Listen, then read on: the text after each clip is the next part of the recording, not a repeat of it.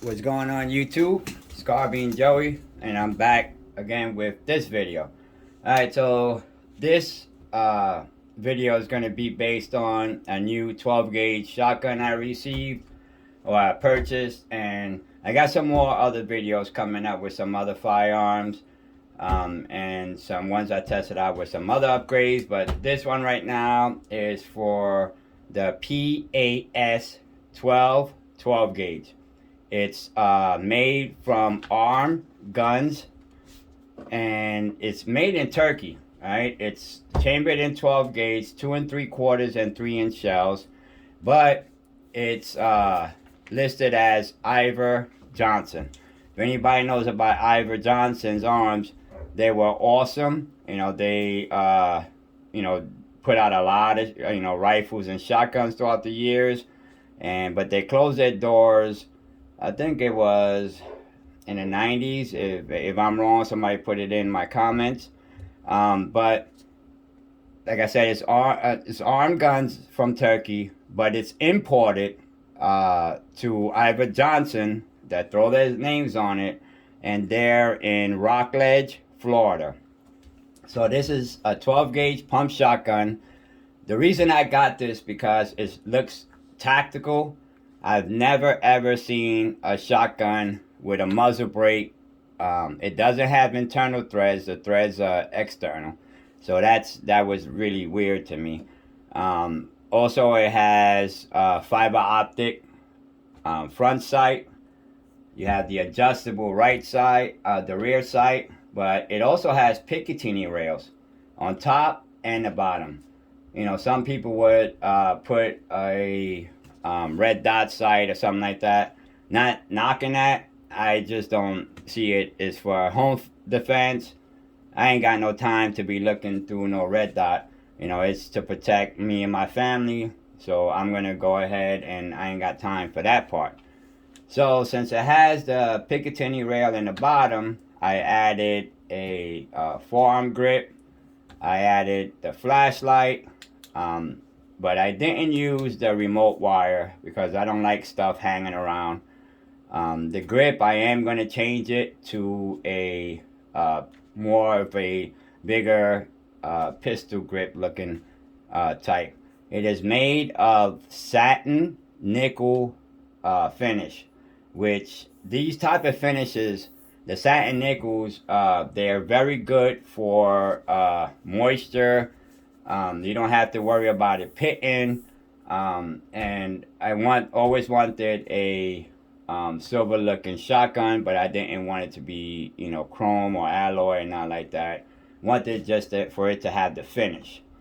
Alright, so this gun, this shotgun, the whole length is 39.5 inches. But this shotgun has something that I haven't seen made besides if you put your own setup on it. You can remove this whole stock, which the stock comes with about 3/4 of an inch to an inch rubber padding. But you can use this shotgun in two different ways. There's a button here. It may be a little hard to take out because I haven't really messed with it to take it out much. Just like I said, was going to be a pain, so I just do this. For now, it's brand new. I've only put a couple of shots through it. I put about 25 shells through it. Alright, so you press that button. Once you use a lot, it'll wear down, and you pull the whole stock out. Alright, so you get the stock. There's the rubber padding. Now this right here is awesome because it's perfect for, turning corners in your house, being able to maneuver real quick. If you got to go into a closet or something like that, you ain't got, it having to stand up because it's so short. When you do that, now it drops it down to 29.5. And it has the shortest barrel that is legal. It's an 18.5 inch barrel. So it's the shortest barrel. Now, if you go on YouTube, it's when you put this in Iver Johnson PAS 12, there's a couple of different models. They got the HP18 and so on and so forth. This one ended up being NRA's shotgun, or I think it's NRA's gun of the week. So that was pretty cool once I saw that. I haven't seen a lot of videos with people breaking this down as far as just, they skim through it, and, they show it shooting and stuff like that. But not, like a complete setup with everything about it. Sorry about the background with my dog. He always finds a way of barking when I'm doing the video. Let me just... Sorry about that. Like I said, my dog decides to bark when I'm doing a video. But I'm just like everybody else, a normal person. Alright, so you got your end cap here. And the way you remove it, I'm not going to do all that now. You just bring it back, take your end cap off, bring it back a little bit. And then it will release your, it will release your barrel. You pull it out. There's not much to it. These right here, you really don't need to open up, the whole firing assembly and all that stuff. There's no reason for that. As long as you clean it, oil it, you're good. It's got a nice, nice feed ramp. The spring is really, you can feel it. It's not one of those cheap feed ramps. And you're talking about a $300 shotgun. It's very affordable. I had no hiccups besides one that didn't push out, all the way, didn't eject it properly. Don't know why. It probably just wasn't strong enough. Actually, I was shooting double up buck and 7.5 and down to 4. The one that it didn't shoot out perfectly was 7.5, but after that, they were fine. It has an extended, bolt release. So it's, pretty easy, to release your bolt. It's not one of those that you got to dig, your hand into. It's pretty out there. And by the way, this is 100% empty. There is no rounds in there. Nothing in there. So it has an extended bolt release. You got a nice, good feeling safety. Not much to say about the trigger. It's just, to me, it's just a normal trigger. I really don't worry about triggers on shotguns. Just as long as they do what they gotta do, I'm good. It's a 5+1. But if you will go online, a lot of the places show this, but they don't show the nickel one because everywhere I went to, it was sold out. They have it as 4+1. I don't understand why it's 4+1. It's 5+1.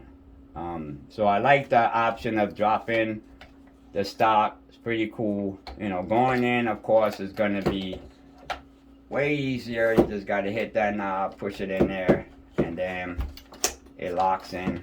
And that's it. I figure once you take it on and off a little bit, it'll go down. It has a built-in grip that you can change, but I think if I do enough research, I should be able to find some folding, but right there is fine. You got a nice forward grip. You got a nice feel right here. It's not, cheap feeling. It's like a good feeling to it. The muzzle brake, nice and ventilated. I looked at it just to make sure it wasn't cheap, and each and every one of them are like identical. There's no, sharp edges to this firearm, to the shotgun at all. One thing, when I got it, it looks like they probably tested it with maybe 1 or 2 rounds because it had very, very little gunpowder in it. But I still took it apart, which was a little rough because it's brand new. I never fire anything that I purchase without taking it apart and oiling it. So I oiled it up, and it just works perfect. So I put this forward grip on, which if I want to use it the other way, I can do that. But I think I'm going to change this. I want one that's a little thicker. So there's really not much. It's extremely light. Yeah, I wanted to say that. It's an extremely light shotgun. It's only 6 pounds. And usually, I'm not going to mention the names, but I had another shotgun that was about under $300, and it was 8 pounds. And once you put accessories on it, it got extremely heavy. This one is 6 pounds, and I just put a flashlight on with a grip, so that's not even a pound, you know, as far as weight. Maybe a pound or something like that, but I doubt it. So I don't need anything else. I got nice fiber optic red sights there. I don't know if you're going to be able to see that. I'm recording on my phone, so excuse me on that. So I got nice sights there.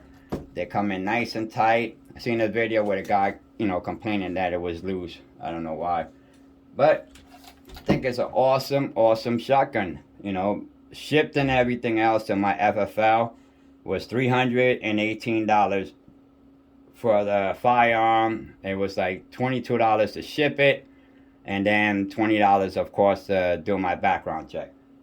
But I'm happy with it. I really love it. I have a AR style 12 gauge, but I wanted something that I can keep, you know, by the bed and stuff like that. So I got more videos coming. This is the Iver Johnson 12 gauge. They call it the PAS 12. Tape here, that's just because of my serial numbers. Don't want nobody seeing that. It's comes out of Florida.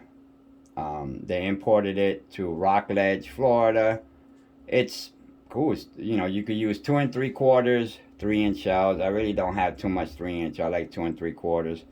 You know, the length of pull is extremely short. So you got 39.5, 29.5. You take this off. It only weighs 6 pounds. You know, altogether, you got a short barrel, 18.5. So you got a good safety cross bolt safety. You know, extended bolt release. Look, you can even see it all the way down here. That's how extended it is. So I think it's a good deal. If you're looking for a shotgun, you know, check it out. They make them in black. I haven't found anywhere else where they actually have any more of the satin nickel plated. If you're trying to look for one, go to Cecil, Cecil.com, and just input 12 gauge shotguns, and they'll show a whole bunch of different stores that they have, and you'll probably find one from there. That's basically it. Everywhere else I haven't been able to find one. So let me just give you another look on this side here. You know, it tells you right here, made by Arm Guns in Turkey and imported by Iver Johnson's Arms Incorporation, Rockledge, Florida. So it's a bad, and to me, I'm happy with it. So like I said, I don't want to make this video too long because sometimes I could talk more than I need to. I got 2 more videos that I'll be dropping, and to all my past old subscribers, my new subscribers, really appreciate you guys watching my videos. If there's anything you would like me to upload, something I didn't say on the video, throw the comments. You know, forgive me if I don't catch a comment, you know, in 1 or 2 days, but I do get to my comments. Alright, YouTube, thank you very much for watching this video. It's Carbine Joey, and stay tuned for my next one. Have a blessed day.